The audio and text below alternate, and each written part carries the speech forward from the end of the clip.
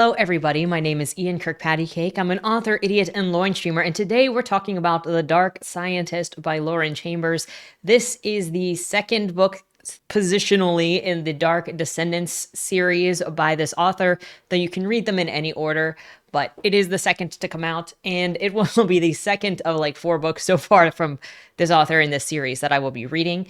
Last year, I did a shorter review on The Dark Violinist and kind of a bundle of books when I was trying out, short reviews. But I like doing the long form discussions and to give books like attention and to discuss the details with you and to see your guys' opinions on books. So I kind of prefer this. So we're going to do the long form, and the other reviews for this series will also be long form. But before we get started, number 1, if you enjoy what I do here on the channel, please remember to like, share, and subscribe for more. Number 2, if you would like to be featured on the channel, check out the links down in the description below. The number 1 way to be featured is through Lemoi, the monthly prompt writing contest, where I give you a prompt, you write a short story using that prompt, and on the first Monday video of the month, we bask in your creative genius or your creative experiments. There is that. It could be a disaster, but at least it was a fun disaster. I should know a thing or two about disasters. I mean, look at me. The second way to be featured is if you are an indie author and you have a book out or a book that is coming out. If you submit the first chapter and the cover, that chapter will be read here on the channel to hopefully help more readers find your work. That is every Monday. That is not Lemoi. And then the third thing is if you would like to check out any of my books, they're available at any of your favorite places to get books, including the local library upon request. My newest novel, Body More Zero, came out in October of last year. It features these 2 gentlemen right here as the main characters. And my newest novel, The Legend of Bill Cassidy, Book 1, it does not have a title yet, but knowing it's The Legend of Bill Cassidy is what matters. That theoretically should be coming out in November. Hopefully, I can divulge more details, have some characters here soon to show that. With that said, let's jump into the introduction that's not already happened. So I first discovered this author through my feature on this channel, actually, the Fresh Meat feature, because I read the first chapter of the first book, The Dark Violinist, a while back. And then The Dark Scientist was also submitted, and I read that, but I was going to read it anyway because The Dark Violinist, got me. But I read The Dark Violinist last year, and what got me was the author's style and the ideas. And I can't really explain what it is, but there is just something so interesting about the way that this author does world building and the way that the author has created these ideas that just draws me to it. And it makes me really interested to see what they're doing and what they're going to do next and to kind of follow the stories. I don't know. I just really like it. That's not to say that this review or this book discussion will not have criticisms, because I do have criticisms and comments for this book. So that's going to be in the preface if you can't, it's not going to be all roses is the thing that I'm saying. But I am very interested in what this author is making, and I'm not exactly sure why. It's just the creativity style. It's just something that clicks with me. I don't know. I guess that's what it is. So I want to see this author grow as a writer. And so if anything, I hope to see them improve as they keep going forward with their series. And I mean, I say I want to see them succeed. I want to see every artist that I talk about on this channel grow and improve in their craft. But for me, this is something that just, I don't know, it speaks to my interests. It speaks to my stylistic preferences, even if it's I could see so much potential, so much interest. Anyway, I've been looking forward to reading the other books in this author's series, and so finally I get to do it after saying a couple of times last year, I want to read these. I want to read these. So there are 4 of them: The Dark Violinist, The Dark Scientist, The Dark Creator, which is the next book in the series I'll be doing, not next week, but the week after that, because next week we're doing T. Alex Radcliffe's book, Hapless Homesteader. And then the following week will be The Dark Creator. And then they just released a book January 17th, or will release a book. And then they are releasing the next book in the series, The Dark Butler, tomorrow, January 17th. So that'll be out there. I'm not sure how many books are in the series. I can't remember if they said, but those are all there. With that said, a brief summary of the story would be that it follows Catherine, who is a scientist of sorts who works with animals, and her lab partner, Dr. Steve Seymour. And what they're specifically doing is they're working with monkeys' diets to try to discover this cure-all diet that actually one of Dr. Seymour's acquaintances has used and got rid of all of his physical ailments by doing this specific diet. So Dr. Seymour has been monitoring that friend's or that acquaintance's diet and then administering it to a specific monkey or a singular monkey to see how it goes. Now, Catherine is also somebody who is born with a ton of health issues, has a body that is less than ideal for herself, that doesn't feel like she can live her full life because she is also just very sickly in different ways.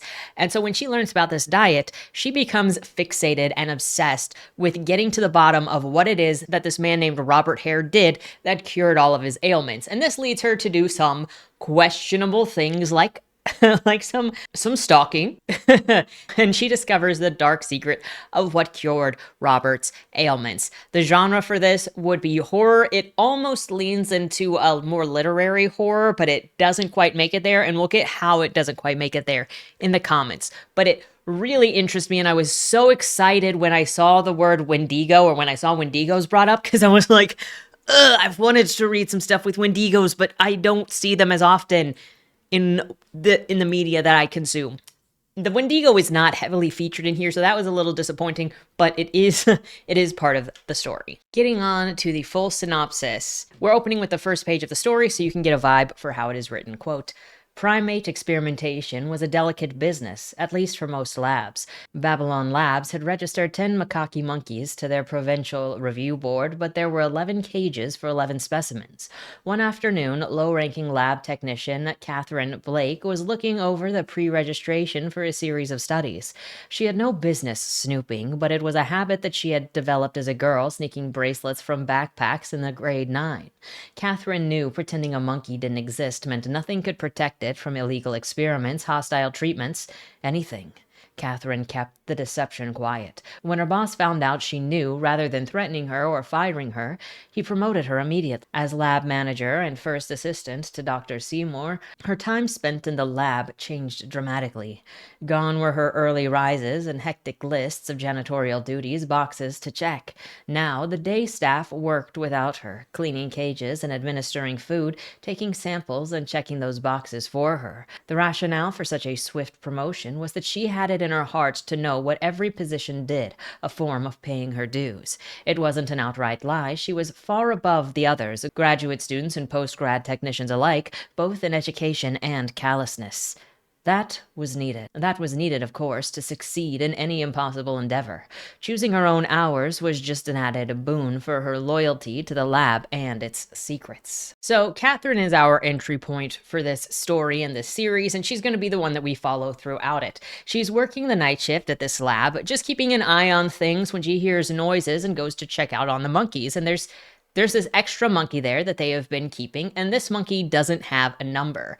She investigates a little before bothering anyone because she does hear a noise, but she doesn't want to lead a false alarm. So she does want to get a concise idea that something is going on before she calls anyone. As she investigates, she finds that the cage to the special monkey is open, and the monkey named Charlie is on top of another monkey that is bloodied and dead and actively being consumed. In a panic, Catherine runs to the phone and calls Dr. Seymour for help. The scene cuts off with her screaming into the phone.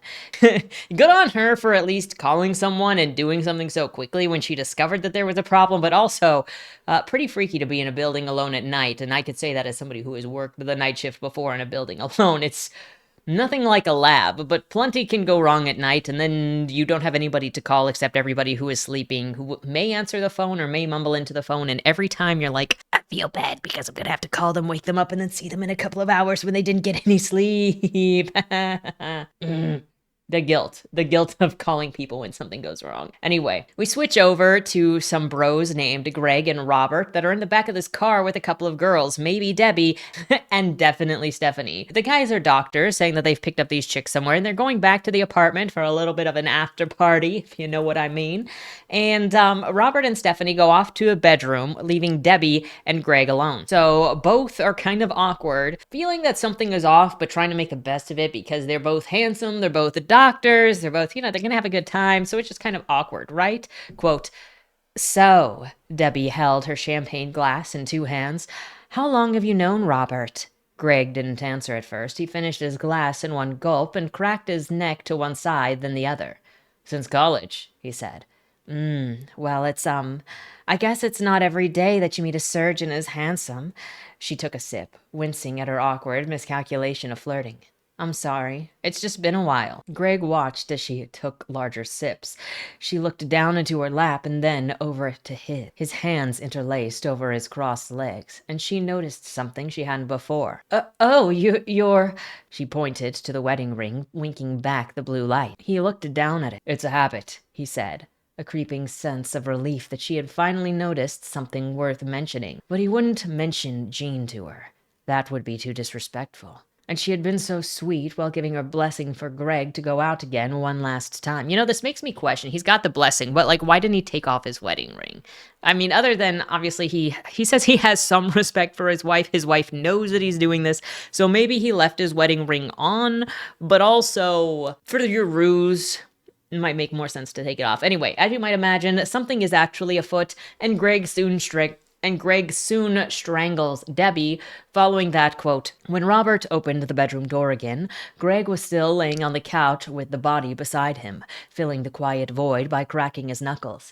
When he turned his head against her shoulder, he saw Robert looked tired too. As usual, there was blood smeared around his mouth, but the giddiness he was so used to seeing in his friend's eyes wasn't there. Robert leaned on the door jamb and placed the side of his face against the wood, watching Greg, watching him back. Between their gaze was a bittersweet epilogue of the last 2 decades, and Greg felt a silent, platonic "I love you" from Robert's chest into his. It was that love only boys could find in their mates. It hurt more to know that he'd miss these nights too. So both of them boys have been busy doing things, obviously, for 2 decades, and they've been up to something, and now the two of them are going to get to work cutting apart these bodies in the kitchen with the help of some massive knife collection that is in Robert's apartment, as this is Robert's apartment. Since they can only do one body at a time, they dump one into the freezer that is perfectly human-sized, and then they get to work on the other person first. What more is there to do with your bros that you love on bro night at bro murder parties with girls? Like, that's all there is. We then return to Catherine at the lab, and she's still... Now, the aside there is kind of jarring and awkward. It interrupts this scene with Catherine where it doesn't really feel natural, in a way. And then it goes back to Catherine. And then that's the only time that we'll get Greg's perspective kind of story in this, or Greg focus, which kind of interesting it wasn't Robert, since we do get some of Robert, but it was a choice. We return to Catherine at the lab, and she is staying still, watching Charlie mess with the other monkey's body and afraid to move in case she might be attacked. She waits for Dr. Seymour to arrive before the two of them continue the investigation. When Dr. Seymour comes upon this grisly and monkily scene of Charlie over the bloodied corpse with his blood smeared all over his mouth, he doesn't seem to be so surprised, but more disappointed with an, "Oh, Charlie, what did you do?" Now, this kind of gives the idea that Dr. Seymour has seen this happen before, but it also... Charlie is going to have outlived previous test subjects that went through the same circumstances as Charlie, and they liken that, or they make the connection that is because Charlie cannibalized another monkey. And so I'm not entirely sure. I think Dr. Seymour might just have a soft spot for the monkeys, but also he's not surprised. So he knows something. Well, I guess he knows Robert. I have a feeling he knows what Robert does for his special diet, you know? Anyway, it gives you the idea that this has happened before, or he has seen something like this, and that's why my guess is Robert. Catherine is recruited to help clean up the monkey cage as Charlie curls up on Dr. Seymour. She's surprised that the monkey only did anything with the meat, but mostly everything else was left intact. Dr. Seymour orders her to clean up everything before the grad students get there. He's going to go and make some calls. He's going to be busy for the rest of the day, so goodbye and good luck. Make sure that there's nothing left behind. Cleaning up, she only hides the monkey's carcass in an old office turned storage with a freezer. I had thought that was going to come out at some point, because it felt like the perfect thing, especially when they're investigating what happened with Ingrid later.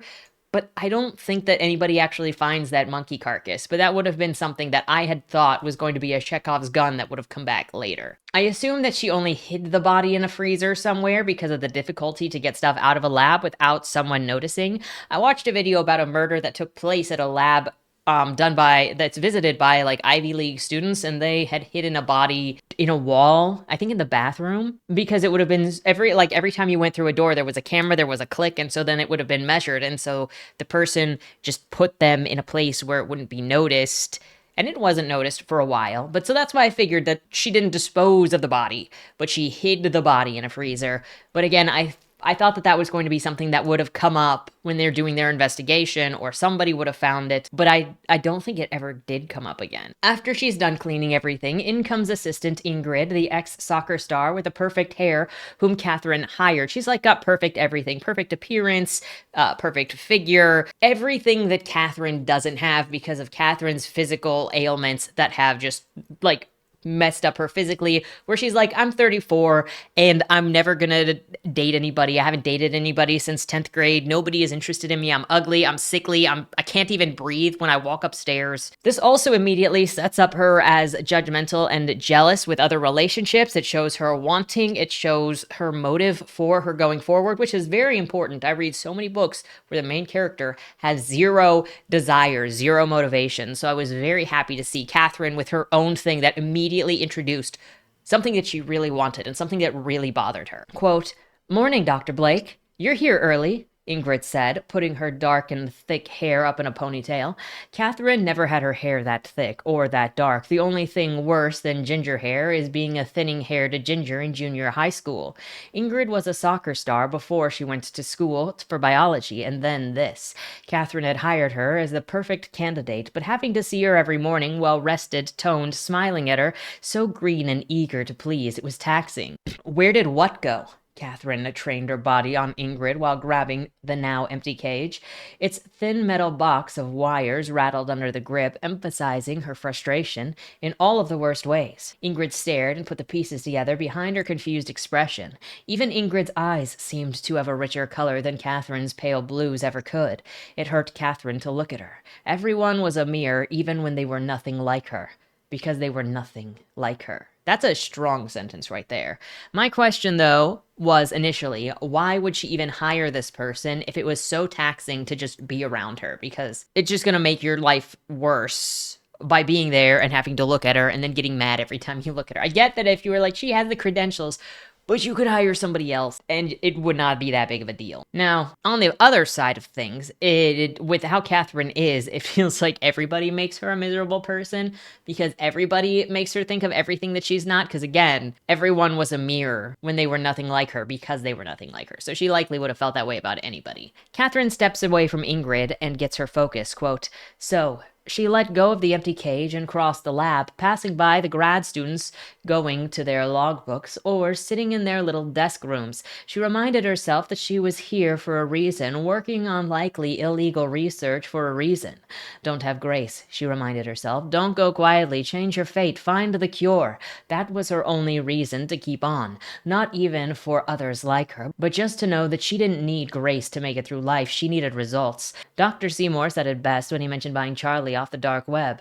You can make animal rights activists and university review boards happy, or you can actually discover things. The students did the approved research that paid the bills and got grants, but it wasn't anything that would matter in 10 years.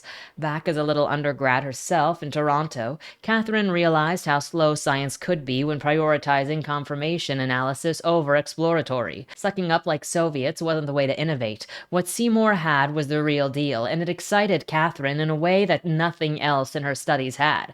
Academics could get all high and mighty about ethics, but they never turned down the results, and it was the results that Catherine was counting on. She never had to tell Seymour, as it went without saying, if they found something substantial, workable to be done in a human, a way for a body to reorganize because of diet to cure itself, she'd take the first injection. That promise to herself held on to stay later, and it took her to Steve's office door now. I'm sharing this specific bit because we're at the beginning of the novel and we're setting up expectations, character, drive, motive, And so we are getting a really good taste of who Catherine is and what she's about, not only by how she talks about others, but how she talks about herself and the work that she's chosen to do and her pursuits in the work that she's chosen to do and what she finds important and what she'll dismiss. Here, we see that she is working for something personal, for a very personal reason, that she is going to line herself up and do an experimental thing if it gives her a chance, because she already feels like her life isn't worth living, which, if she finds people who can get her closer to what she wants,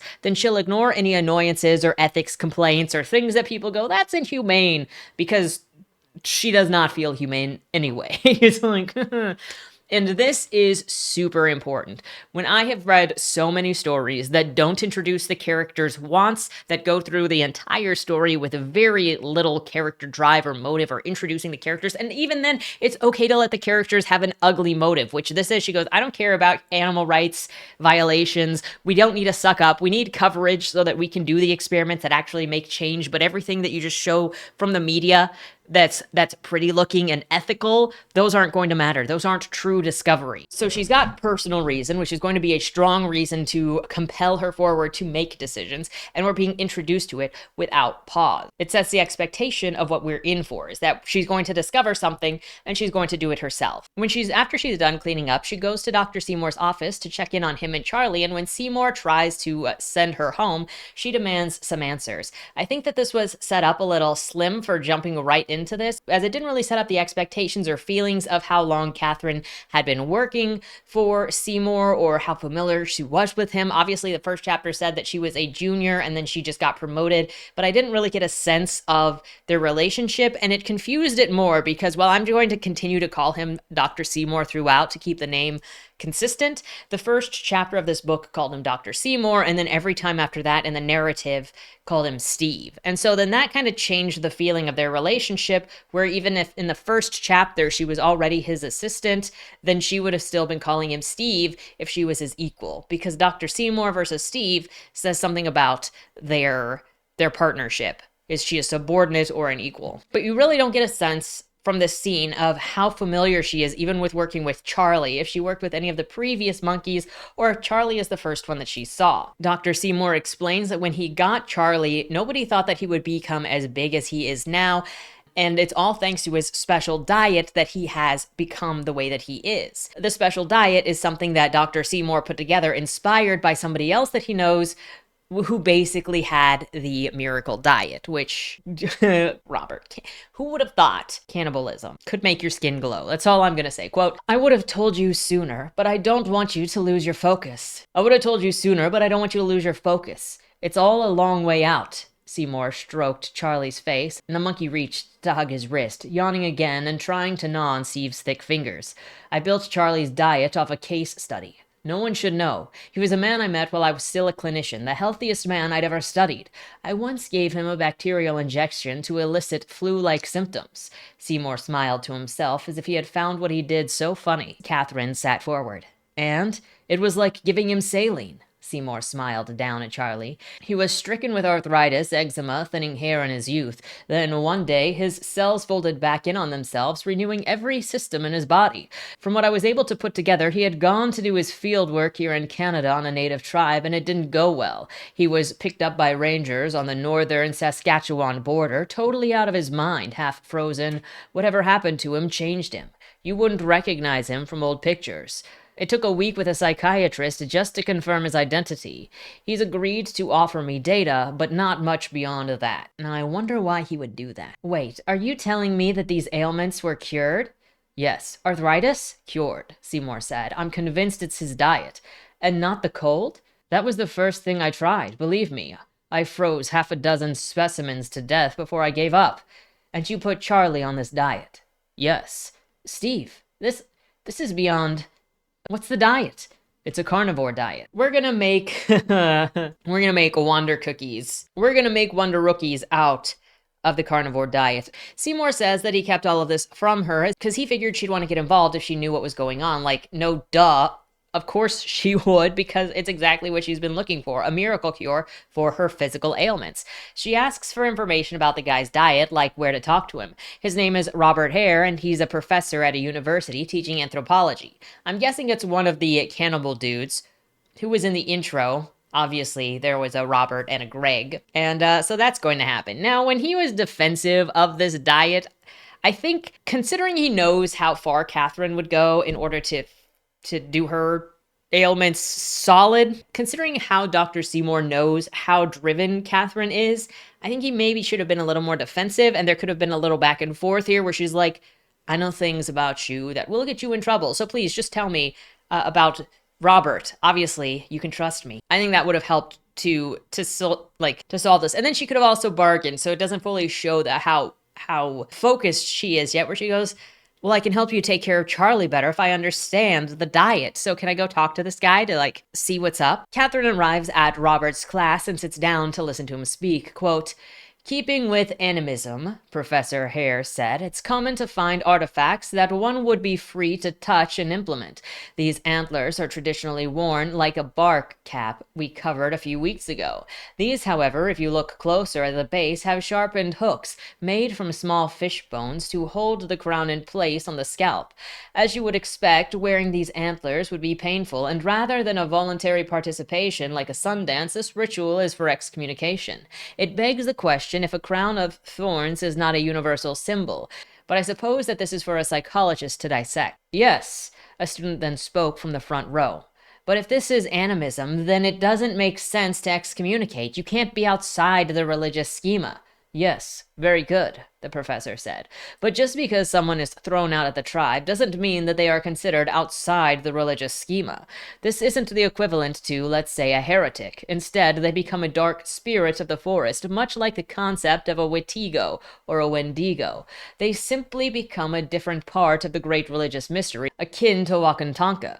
Even monsters have a place in the world. Again, both the references to what he's speaking of in the class and the idea of even monsters have a place in this world already feel relevant to the plot of this novel and the setting up of expectations. I'd like to tie that into the idea that the dark scientist also is going to be into this dark mysticism of turning somebody into this dark creature of a religious schema. As animism is referenced, man is related to creating something, and this idea of science is also involved because now the religious is being turned into a scientific study or a scientific method as you take his religious experience and then systemically use it with Dr. Seymour. In a way, man is also the one engineering the outcome. The difference between the science man and the religious man is very small, and one for the modern day and one for the people considered less civilized, though a lot of science requires a lot of belief, trial, and error, so they're almost two sides of a very similar coin, and I like how it is compared in this situation with the religious element from the tribesmen and it being brought into the lab and used by the sciencemen. As Catherine looks at Robert, she sees golden shines in his eyes that seem abnormal, but shakes it off herself and says no, he couldn't have gold in his eyes.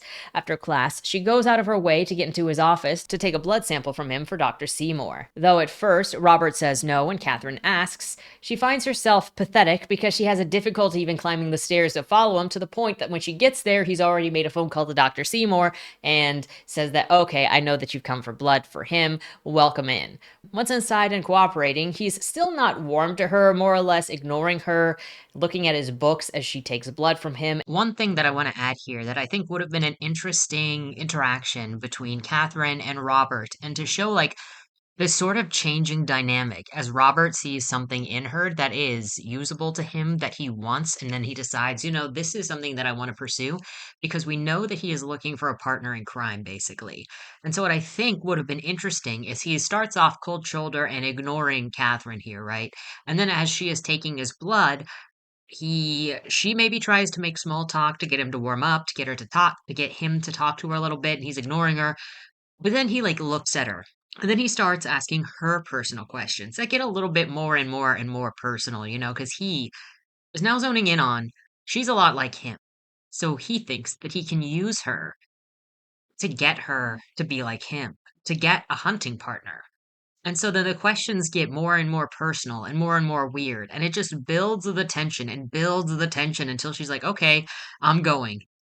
And that's just before he says, "Oh, by the way, I'm sorry for the way that I treated you when you came in," and many other things. I think that would have been just heat. for building the tension in this scene and showing the changing dynamics as his goals also changed during that conversation because he saw her as prey that he was going to pursue. Tell me what you think. And the tension in this scene is thick. Quote, Catherine recalled Steve's warning not to go asking questions, so instead she took a breath and counted to 3, pressing the needle into Robert's vein, and it pierced his skin perfectly. She popped the end of the first tube into the needle's receptacle and began filling it with splashes of dark red. Robert could barely notice, or made it seem as such. His eyes caressed the pages before him. Catherine finished one tube after another and carefully removed the tourniquet and needle, pressing a bit of gauze into the crook of his arm. He had to put down his book to hold it there, and she saw the cover had a particularly gruesome painting of a dog-like monster below the words North American Demons. She looked away, but then her eyes found the antlers. Scrunching her face momentarily, she urged herself to concentrate. Maybe it was the disgusting smell of the blood, the thought of the tiny thorns pricking skin, the lecture, the book cover, or his glare piercing into her now. His bored demeanor was suddenly cast away. She felt enclosed in his office, but she couldn't show anything. She placed the tubes in the box, feeling his eyes watching her. His glasses were the only thing protecting her from them. But then she paused, seeing the cotton swabs in the case, and a clever plan solidified. It could be her only opportunity to observe Robert Hare up close. As she looked up, she noticed the faint reflection in his glasses as he glared at her from his desk. She wanted to see into his eyes. It began with an extra long swab. She stood, holding it up. He stared at it with an adversarial curl of his lips like a petulant child. For further testing, she said, inching it closer to his lips, and he reluctantly dropped his jaw. Charlie had shining eyes that night before, and for a moment she could have sworn Robert's eyes had shined too in that theater. She rubbed the swab gently against the inside of his cheek, feeling the light stick of a dry cotton finding the moist wall of his cheek. Now she had the chance to meet his gaze, just inches away.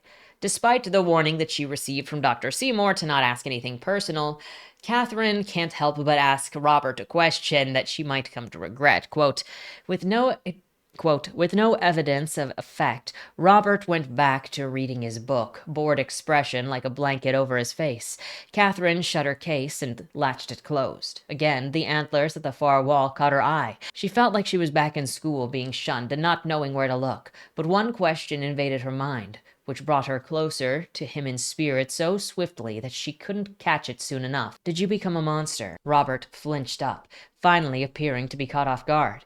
He slowly closed the book, forgetting to hold his haughty glare. Instead, he gave her a judgmental once-over, making her want to slap him. She understood the feeling of being monstrous in her own unique manner. Then, with a clearly sick satisfaction at his own cleverness, he said, what constitutes a monster is different for everyone. Her cheeks flared, and she clenched her jaw, feeling her teeth loosen in her sensitive gum. You admit it. Still surprised by her question, he says, sometimes you do what you have to do to save yourself. He apologizes for acting short with her before, and a myriad of other things, he says. But Catherine doesn't stick around to figure out what that means, and exits quickly because now he's acting kind of weird. Okay? Catherine returns home to her dog, Princess, and here, her dog takes on a voice of its own in order to give Catherine both someone to talk to and to show her level of loneliness. It kind of reminded me of the movie The Voices with Ryan Reynolds, where he talks to a dog, a cat, and the head of the woman he killed who is in the fridge. She tells Princess about her day, about Robert Hare, about how he looked and how perfect he was, because, well, while Dr. Seymour had described him as, having all of these physical ailments and thinning hair and all of that, this Robert Hare looked like a mid-20s, like perfect body, perfect head of hair, beautiful face, like just the most handsome man that she's ever seen in her life. She also says how he's like one of the few people who may have ever understood her because he came from a place just like her where he had so many physical ailments and deformities. And unlike most people who look away and not into her eyes, he looked right into her and saw her. So maybe this is something that he's like, I saw a kinship with her by looking into her, and maybe that's why he picked her. She does her bedtime preparations and curses her poor health, including how easy it is for her teeth to bleed when she brushes them every single time, how fatigue, the simplest thing, makes her. Like, she's not even getting to live her life, and it feels like it's just a waste. Quote, did Robert know this feeling? Had he already forgotten what it was like to be broken? She hoped that he was the furthest thing from her, and while that would mean the trek to learn his secrets would be long, it also meant it was possible to get further and further away, just like he had, being a mid-40s childless orphan to parents who bit it early. That was all bad luck she afforded. That was all the bad luck she afforded herself. These odd lesions, sleepless nights, wakeless days, cycles of hope and disenchantment, she would offer them no such grace. Her pediatric doctors claimed that she was never meant to be born. As a little girl, being told that in an optimistic tone sent an invisible scar so patronizing she wished it visibly carved on her chest. At a certain point, she advised Princess that being ungrateful for borrowed time is the only graceful choice. She would not go out the way that her mother had, giving up to the common cold as it made resistance in her chest, festering into pneumonia. Her father gave up in a more traditional fashion, leaping from one of the many skywalks the city offered. Catherine was indifferent to discover the specific one. The only consolation was his bipolar disorder diagnosis that had told her it wasn't his fault. Instead of going to bed, she opens up her laptop and starts investigating who exactly this Mr. Robert Hare might be. As she thinks that perhaps now will be the time for her to start her new life, attempt to change her life with this carnivore diet and the miracles that have changed not only Robert's life, but have also changed Charlie to a smaller extent. We know that this is going into now, because this opened with Charlie eating another monkey, we know that this is foreshadowing cannibalism. We just do. It also shows that Charlie is not a danger, any more danger than other monkeys to people, because you have to be a monkey to cannibalize a monkey. Now, the next chapter is actually a flashback going to 1991, 30 years earlier. A man named Harry is flying over somewhere in Canada, and we find out that this man is meeting with a native tribe in Canada with his buddy called Bobby, and it'll be to study something specific. We also later get a thought by this character that exposes Harry as one of the men that was in the boiler room that started out the Dark Violinist. So at the beginning of the Dark Violinist, there is a prologue. So while you can read these out of order, the prologue kind of starts how all of these men are cursed. It's probably why there's only going to be 4 in the series, because there were 4 men in that boiler room. And basically, they were all wanting to be masters of something. One of them wanted to be the master violinist, one of them a master scientist of sorts. It's been a bit since I looked at the other one, so I can't remember the other 2 specifically. I'm sure we'll see what those are. But anyway, they make a deal with the devil, and the devil collects on all of them. Spoiler alert, the devil does come and collect. So the Dark Violinist is not actually about the man who made the deal with the devil, but it's about his son, because the man who made the deal with the devil collected on his life. In this case, the devil is going to come and collect on Harry's life. But Harry is the one who was in that room with his 3 other friends who made a deal with the devil to be at the top of his field. After meeting up with their contact for the tribe, they're led through the wilderness toward where they'll be lodging for the next couple of weeks among the tribesmen, and they stumble upon this very large and bizarre tree. When he asks what it is, the guide says, "Not us," and continues forward. I kind of wish that there was more of an explanation for the tree, because there's really not a huge explanation for the tree. We then return to the current time, and Catherine is woken up by a call from Dr. Seymour saying that Robert Hare is on his way to the hospital right now, and she needs to get there to stop him from being put in the hospital, because they'll kill him if he is impatiented. Catherine rushes out of her place. Her dog is following so closely that Princess squeezes out of the apartment beside her, and she's in such a hurry. She's like, "Fine, whatever. Come with me, Princess. Get into the car." And so then they drive to the hospital together. And when she arrives, Robert is kind of on the ground outside with his girlfriend, Stacy. She runs inside to get help or to talk to people. When she gets back outside, Dr. Seymour has gotten there, and they've already taken Robert upstairs. They get to Robert's room. Dr. Seymour enters, injects Robert with something. He vomits, and then he is conscious again. Though the police have been called and are there, Dr. Seymour says that Robert is going to refuse service. He doesn't have insurance either, so they are going to leave right now. I don't know if that would be enough in Canada, since I'm not familiar with Canada's insurance system, and I wasn't sure why it wasn't the wife, Stacy, that said no, but it was Dr. Seymour that said no, and he didn't even flash his credentials being like, "I'm a doctor of some kind." But they say he's rejecting to be helped, and then Dr. Seymour helps carry Robert out of there to get outside. And then Dr. Seymour helps carry Robert outside. Once they get out there, Robert is sort of moving again, though he is weak and does need help getting into the car. So Dr. Seymour orders Catherine to go home with him and watch over Robert's vitals overnight. And call him if they need anything. Also, Toodles. So it felt like a level of non-concern for Dr. Seymour, especially after what had recently happened with Charlie. So it was kind of weird that he was like, look, they are going to kill him, but also you be the one that goes home with him and take care of him. Toodles. At worst case scenario, Dr. Seymour may have thought that Robert would eat her when she went over, but then we don't really see him be like, oh, you're here, cool. Oh, that's good. I see that you did not get ill from Robert's illness. So it was kind of weird, that whole interaction, and just how quickly he wanted to get away. And maybe that had to do with knowing that Robert would need to feed in order to heal. But it's not something that was made very clear. So it was kind of jarring. It was also at this point that I was like, so the dog is there. Is the dog going to be used for food? You'll be happy to know the dog makes it out of this without being consumed. But there were multiple times throughout that I was like, we know that there is a hunger involved. And is somebody's rabid hunger going to turn on the dog? It does not. Dr. Seymour had helped get Robert into Stacy's car, and then Stacy and Catherine drive to Stacy's house, where they both help Catherine get Robert inside. I don't know. Stacy spends a bit of time in the bedroom with Robert to check him over, and that's just long enough for Catherine to walk around, look around at the pictures.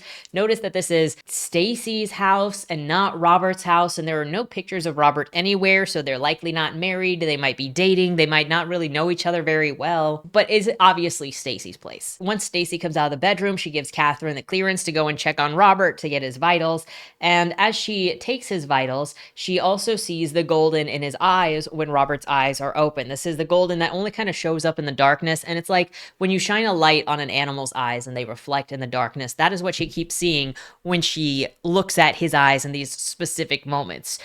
After taking his vitals, she leaves the room and talks to Stacy, saying that he looks like he's going to be all right. Stacy informs Catherine that Robert is actually over 50 years old. And Stacy informs Catherine that Robert is actually in his 50s and was a peer to Seymour in school when they were clinicians, which is how they knew each other. Robert is just this guy. Robert is also the guy named Bobby who is with Harry in the previous chapter in the flashback. So we're going to get more of the story of them meeting with the tribe, which also probably ties in to that Wendigo mentioned in his anthropology class. We also learned that he no longer goes hunting in the mountains with his longtime friend, Greg. I'm going to guess Greg. It's Greg. Stacy doesn't know why, but that was a recent development. Obviously, because Greg is like, this is our last hurrah, I'm not going hunting anymore. Catherine is so confused by this dude who looks like he is in his 20s and peak health, somehow being 50 years old, but says nothing.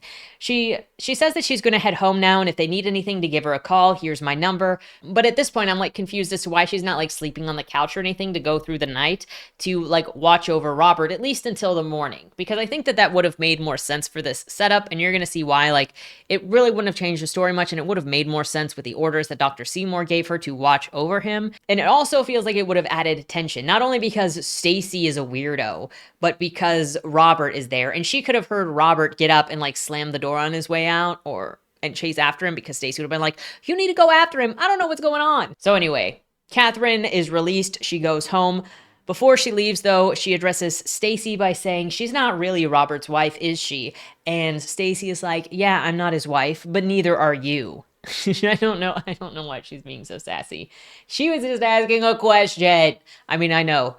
Stacy is Stacy. She just is. Stacy is a Stacy subtype. If you know what the trope of Stacy, if you know the Stacy lore, you know what I mean. Anyway, something I did want to question at this point is why Catherine never stops to ask or think about how Robert was in dire health in this situation when she's heard that his diet has prevented him from pretty much all illnesses. She never actually pauses to be like, that was weird. Even when she picks up his vomit that she will then later have analyzed in the lab, she never pauses to actually be like, what caused this? Well, she was thinking about his perfect health and his carnivorous diet. She was on her way to the hospital to help him, yet there was not a single interior thought as to why he suddenly had become sick, what happened, or even her voicing it as, oh, did he get ill because he ate broccoli? There was a moment when she was talking to Stacy where Stacy says he's seemingly allergic to almost everything, but that also maybe should have been addressed earlier, even with one or two lines. Consider when Dr. Seymour showed up at the hospital and did his thing to Robert, she could have been like, why is he here and like this? I thought the diet fixed him. And Seymour could have been like, it can't fix his sensitivities to certain types of food. This is an allergic reaction. I mean, even if he was lying, still it would have been something. And since this has been about his health, I feel like there would have been something to be said about this commentary, since it's also something that Catherine is trying to take advantage of for herself. And then her checking on him in the bedroom could have been pulled back so much because he did seem like he was doing much better. And it was basically like, I guess Dr. Seymour gave him an EpiPen because it does seem like he's fine now. Anyway, that was kind of my thing around that whole situation with the hospital and taking Robert home and the tension that could have been added to that situation and answering some questions. So Catherine returns home. It's now 6 a.m. and she is emptying out her fridge because she's like, if his health is this good, then I'm going to just freaking jump on this diet because I am ready for a new life. So perhaps since it now is 6 a.m., maybe there was a time skip that just didn't show up in the way that it was written, and she did spend the whole night there, but I just didn't see the way that it time skipped. She's going through her fridge with determination to start the carnivore diet when she gets freaked out by a call from Stacy saying that Robert just up and left and she couldn't stop him. Stacy tells Catherine where Robert lived, and it just so happens to be an apartment right across the way from where she is, where she can see into his literal windows from her windows. It's that complimentary. She uses her camera to watch him stuffing his face with meats on the floor as he's like healing himself. Just again, I think that it would have been better for her to have passed out at Stacy's house and then to be there when he rushed off, and then Stacy being like, oh my gosh, go after him, he's probably going home. And then, Catherine goes, and then she's like, wait a second, this is my neighborhood. And then she goes upstairs and checks from her house. Anyway, it's her noticing this irony, reminding herself of how much they have in common between both being sick and both trying to fix themselves, and him being so close and thinking that he's untouchable, but he's actually not because she can see everything that he's doing. This also makes her feel like they are made for each other. So she starts getting some obsessive thoughts and being like, I want him. He's so beautiful. He is exactly what I want to be. I need him. I want him. Then we flash back to 1991 again with Harry in the Northern Territories. They're in a teepee freezing their buns off, talking about getting into a sweat house the next day because they are so freaking cold. Harry is trying to write his notes, but again, he is so cold that his hands aren't working. He asks Bobby what he's seen so far that he has been interested in, and Bobby brings up the tree. This leads Harry to say, quote, look, man, all I'm saying is the Nazis took an ancient and positive symbol and reversed it. They knew what they were doing, reversing balance and goodness and spirit to the tree, Harry blurted, knowing that he was still not getting through Bobby's dumb skull. What's more natural than a tree? It's the purest icon of nature, and it was replanted upside down. I mean, what can even physically do that? It just feels like some bad omen. Number one, if you got a bingo card, hit off Nazi, because around here we go. Stories often have vampires, Nazis, incest. I don't know why it is. It's just a high percentage of stories have one of those three things. In the middle of this conversation, they hear a raspy, frightening shriek, and they liken it to a chain-smoking caribou, but it's not what they expect. They put out their light and hide, but then, once the sound quiets, Bobby gets curious, while Harry warns him against going out. But Bobby is like, I have a feeling that Bobby knew what he was getting involved in when he came here, and came here with a specific reason, because Bobby just funded this trip and then came out, but because he's described as a sponsor of sorts, but he wasn't part of this trip with Harry. But he's just like, I'll pay for the trip. We return to the modern contemporary time, and Catherine has been on this carnivore diet for about a month, though I think that she's just been doing this diet all on her own, guessing what it means because she's promised Dr. Seymour that she wouldn't self-medicate, self-test, and do it at home. She's lying to him. She's replaced everything in her fridge, and she's just not eating anything that's not carnivorous, including replacing her toothpaste with butter. That is a choice. Is it non-salted or salted butter does she brush with? She finishes eating her meat breakfast and playing with her dog and realizes / notes small changes in her body, and then she goes to stalk Robert. And I literally means she stalks him in a non-colloquial version of that word. This includes following him to a butcher shop where she tries to get what specific things he ordered from the butcher by being like, hey, so you know that guy that just came in here? I know him and I'm doing the same diet as him. Could you please give me all the same cuts that you just gave him? And the butcher's like, it's going to be a while. And she's like, that's okay. I'll be here. It's fine. And so then he goes and he comes back, and he actually comes back very quickly. So she's like, thanks, I guess. And so she takes that stuff home. Also, when she is at the grocery store and she's following behind, when she's at the butcher shop and she's following behind Robert after he gets his meat, she momentarily runs into him And it doesn't seem like he recognizes her because she's like looking right at him, and it's like he doesn't see her. When Catherine gets home, she sees a sticky note inside of this 20-pound bag of meat that has her name on, and she's like, wait a second, I never gave him my name. How did he know this? And this is like so much meat. How did he prepare it so quickly? Was he expecting me? After she settles in, she starts to investigate Robert again and happens into an article talking about Harry going into the mountains and dying as a grad student. The article doesn't mention Robert, and Robert never mentioned his partner dying either. She then stumbles upon stuff about this man named Sebastian Ramirez, the musician of the son Santiago Ramirez, who is the violinist who had been in the boiler room making a deal with the devil. He's tied to Robert in some way, though Catherine doesn't really know how. She wants to find out what the connection is, though, and finds that Sebastian is doing a concert in Seattle soon, so she pays her way into that, saying that she is a reporter. Catherine meets with Dr. Seymour at a hookah bar for their celebration of some kind and there's a discussion on how to go about sharing their findings. People are actually starting to stare and flirt with Catherine, and she doesn't really understand why. Dr. Seymour comes out saying he hired Catherine because she looked like trash, and now she looked like she was airbrushed trash, and what the hell happened to her to make her look like this? Did she have something to share with him because he was feeling mighty suspicious? She says, shove off, I'm not doing anything but a pineapple enema. She says it so loud that it gets the attention of everybody, and this throws both of them off and disrupts their tension, making them laugh instead, and he doesn't press further. I'm assuming that's why he doesn't press further. This was another strange place where I was not entirely sure why, when they could have either talked it out or there could have been tension, but then there was something of an aversion to the tension. But it felt like there was something of an aversion to the tension that either just let it go to keep the story going in a direction, or I'm not sure what.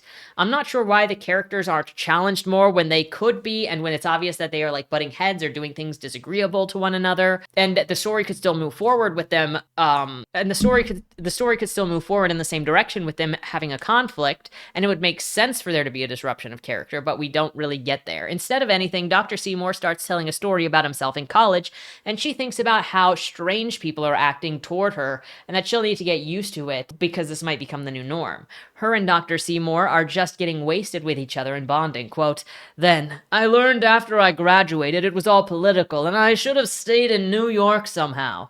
The sadness in his voice broke, though, a total disillusionment so terminal that it perfectly balanced, if not overweighed, the joy of discovering everything you've been told was wrong, and so everything else wouldn't be so bad. Catherine remembered her first dose of reality, learning the food pyramid was all the results of a good lobbying speaker named Ansel, who, for all his great persuasions, set health standards back. Ansel Keys broke my heart. There's also a moment in here when she drinks some alcohol against her meat diet. He says that he is going to send her some charts on red meat sales versus heart disease for the last 4 years, and she reassures him that nothing is going to happen. He accepts this, saying, "I know nothing is going to happen." I'm pretty sure. Dude might have wanted to be more, a little more sussy. She comes home and immediately is vomiting up all of that non-meat substance inside of her, which was the alcohol. Her dog has also vomited, and then the dog alerts her that Robert is home and that she should creep on him. She gets her telescope because, yes, she bought a high-powered telescope to creep upon him, not using her phone anymore, and he's been out there swimming, comes back into his room, and is changing into a suit. She pulls back just to stop herself from seeing him fully exposed. She doesn't understand why he is wearing a full suit like he is. It's not a date night because she has learned his schedule and when he goes out with Stacy, and as far as she knows, he doesn't have any events, so why is he dressing like that? She knows that she needs to follow him. Her conclusion is she knows she needs to follow him to see what the frick he's up to. Also, another sign that she sure need. Oh, also right before he leaves, and as she's looking at him, it's like the first time he turns towards her and like looks directly at her in her telescope, and she's like, "Does he see me? Does he know that I'm here looking at him?" No way, bro. This is the general rule. If you can see them, they can see you. That's one of the things that we talked about in theater when you're like in the wings waiting to come out for your role. Like, if you can see the audience can see you. So you need to be in character if you're anywhere in the vicinity in which you can see the audience, even if you're waiting to come on stage. So she heads out. She flags down a taxi to follow his car and gets the taxi driver to follow the car. And she is pretty sure that she's got him when she gets out of the car, but she has lost sight of where he is. She's looking around desperately, and then she realizes that she's lost him, but he has come up behind her and commandeers her, then brings her into a restaurant where he has made a reservation for 2. Obviously, expecting her. So he knew. Something that this place does is it turns the lights off while you eat so that it can focus your taste buds, focus your senses more on your mouth. Robert calls it something of an experience that this place does.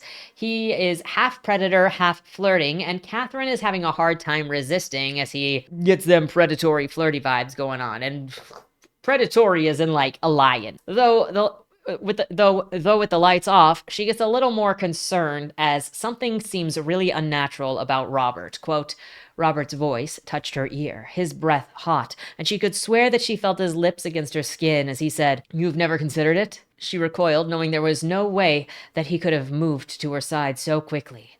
It had to be a trick of her perceptions in the dark, but then she could have sworn that she'd heard him behind her, his weight on the floor. Like speakers, his voice moved from left to right as she tried in vain to see him where he was. Like speakers, his voice moved from left to right as she tried in vain to see him when there was nothing to see. Then, his glasses clinked again. She snapped her neck forward. He was still in front of her. He had to be. Then she put on her stony mask again. She shouldn't have ever felt invisible in the dark. He must have loved this, she surmised. He asks her if she ever wants to go hunting, and she says, no, I don't want to hunt. And he's like, well, then I can't help you anymore. She sees herself out of this situation because it is too weird, and that was very uncomfortable. She says goodbye, believing that there is so much more going on with this sussy man. So even though she's seeing herself out, she's still interested in this puzzle box that is Robert Hare. Catherine gets home and finds her furniture has been moved around her apartment in a really weird way, like all facing outside, and the back's being turned to her. Her dog is also missing. Looking through her apartment, she finds her dog bloodied and tied up in the bathroom. Now, this is weird. This is very strange. Though I suppose when she walked in, So I'm going to spoiler this right now just to like talk about this because I might forget if I wait on it. So the dog is a figment of her imagination. Is later in the final chapter of the story or near the end when she's talking to Robert, she tells him that she has always wanted a dog, had always wanted a dog growing up. And so she imagined having this poodle and named it Princess. So Princess is actually a figment of her imagination. It is not just her superimposing her thoughts on the dog to have a conversation with herself. The entire thing is really just her. So how she comes home and then she is seeing this bloody dog, as well as the furniture is rearranged. The furniture being rearranged is obviously done as a threat of, I know that you're here and I'm going to threaten you. This entire thing is just really weird. Like, it doesn't really amount to anything. And I don't necessarily think the scene was really necessary because it ties into Greg and it is so random. Like, I think it feels like it's there to be freaky and to like get you as the reader. But if you think about it in the schema of the story, it's something that I think really could have just been cut because she notices that her furniture is all messed up and her dog is missing. She finds her dog bloodied, tied up in the shower, takes off all of the dog's stuff, takes off all of the dog's, like there was duct tape around the dog's muzzle and all of that. So she cleans up her dog. And here I was thinking for a second that somehow Robert had rearranged all of this. Wow. And had eaten the dog. That's what I was thinking. She got home. Dog is gone. Robert stole the dog and then fed her the dog in that darkness restaurant. That's what I thought was going on. But she finds a note that says, don't follow people in her apartment. I thought the bro liked the hunt. Okay, he is clearly being hunted. It's the foreplay. Now, who is this from? The options are Stacy or Robert. After what happened to Princess, Catherine puts her into a boarding situation to keep her safe.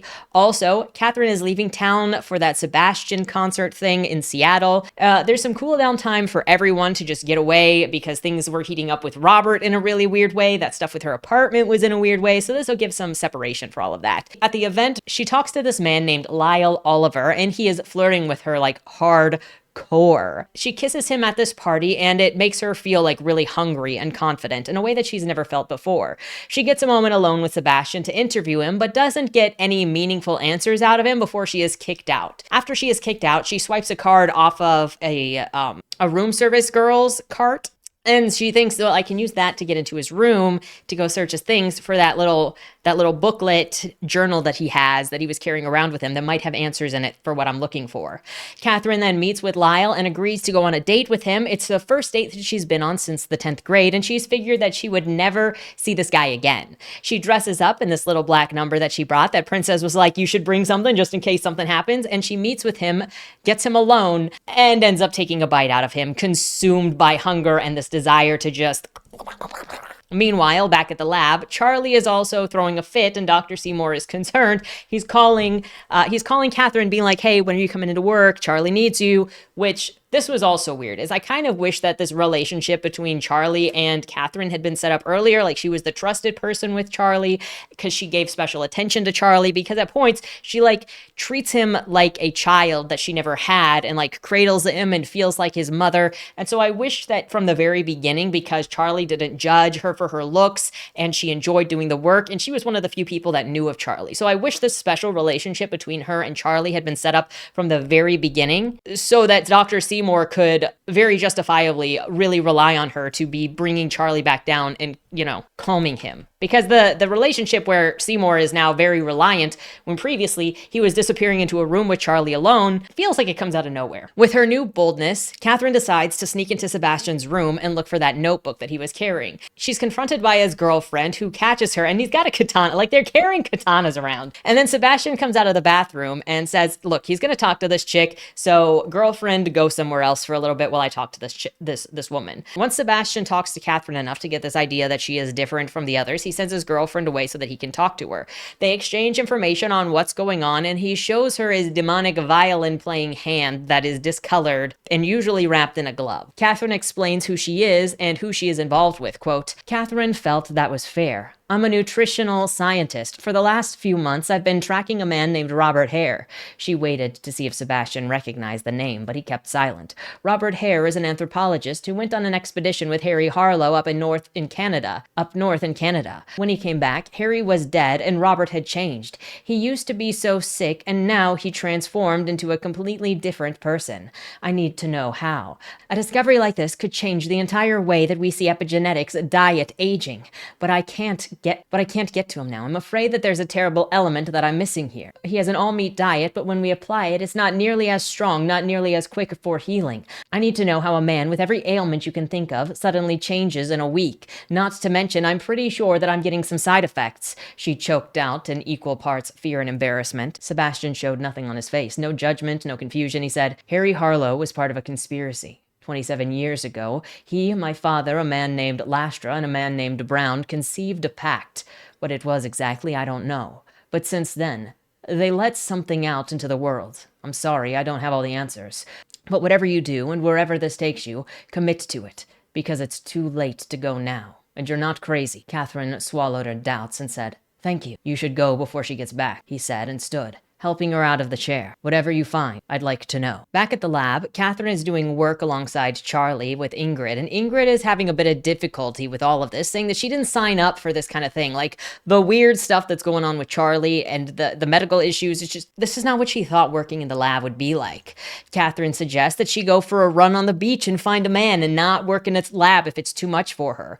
This is where Ingrid actually opens up her shirt to show Catherine a scar on her chest where her heart is, where they actually put in a pacemaker, and she says that she has heart issues, so she can't actually run. Now, it's really weird that you need to like open your shirt for this. We also know that weird things are happening here, so even with this being weird, I'm okay with it, because something weird is going on with Catherine, because she's doing this diet, she's looking beautiful, there's this predatory like draw that I really like, that it's both part of Robert and it's part of her as she's done this diet or is working on this diet and is becoming part of this thing. And part of what works for them is that they have this draw, and you see it affecting Ingrid in this way, where also she's like, is Ingrid hitting on me? And Ingrid's like, no. And so it seems like, and it's something that also I think is what affected Catherine as well when she started interacting with Robert, is there was this irresistibleness to Robert. And I think it's part of the predatory draw that is what he is. because it makes it easier for them to feed. It makes me think of like the way that vampires are also, where depending on the lore, you've got how beautiful they are and the enchantment. And so I feel like there's some of that with this. Randomly, Catherine then gets her period, and she's surprised since it's been 4+ years since she's had anything. And she's like, I thought my baby carrying days, my ability to have babies was lost a while ago. Ingrid helps her clean up and replace her clothing. When she gets back to the lab, Dr. Seymour confronts her that he was called by the police in Seattle, where she had been, and she's lucky that nobody recognized her because she doesn't look like any of her pictures anymore since she has changed so dramatically. Dr. Seymour accuses her of doing the special diet despite saying that she wouldn't, and he is pissed off. He leaves with barely much else of that confrontation. He doesn't like keep pushing on it and be like, why did you do this? Why did you lie to me? He just goes, you're doing it, aren't you? And then he leaves, which was really weird. You'd think that he'd be like, look, the cops are calling me about murder, Catherine, and you went behind my back and did all of this stuff and are in this dangerous situation. I don't think that I can trust you.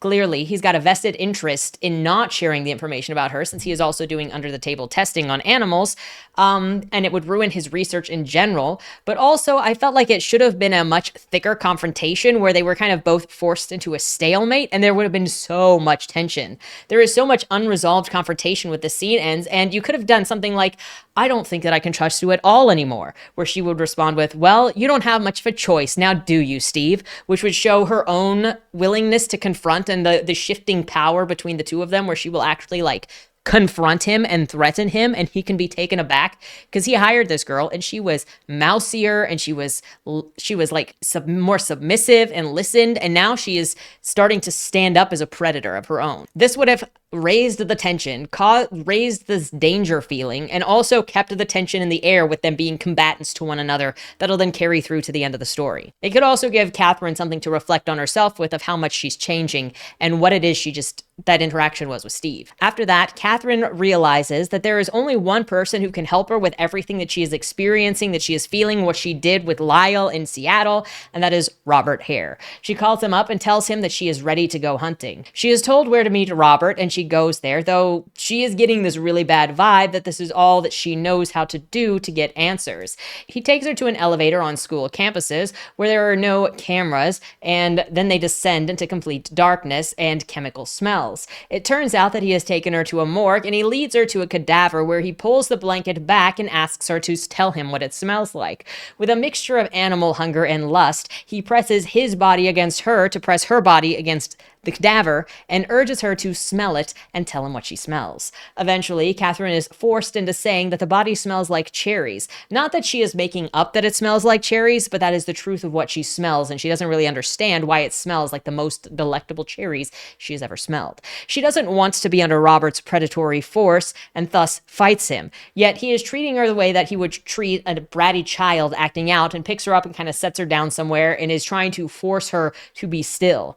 She wraps her legs around him and pulls him close and then kisses him, which disgusts him and leads Robert to yeeting himself out of the room and leaving Catherine alone in the pitiful darkness. Now, if he was truly disgusted or if he just wasn't ready to go there is up in the air, because if you look at the way that he is acting and the parts of things that he has done for this, not only is she stalking him, but he is grooming her as well. He eyed her as wanting her to take place for Greg since his hunting partner disappeared, and she was interested in him, in his stuff, in his routine. She looked like the perfect specimen for somebody to be his killing partner and his life partner in a way. And so he knew that she was following him. So when she went to the butcher, he gave the butcher extra information for things to give to her that would help push her in the direction to groom her into his diet, to bring her more into what he is doing. I mean, she also went into it because she wanted to do that to heal herself, but he was also guiding her without her knowing that he was guiding her. So you've got both going on. And so if it was just he was not ready yet for where that was going or the way that she was acting, we don't really know. There is not a lot of internal dialogue or reflection or anything on a lot of this stuff. because the story is just like things happening. Catherine wakes up to someone pressing against her body back at her house, and she thinks that it might be Robert for a moment, but then hears the voice and it's not him.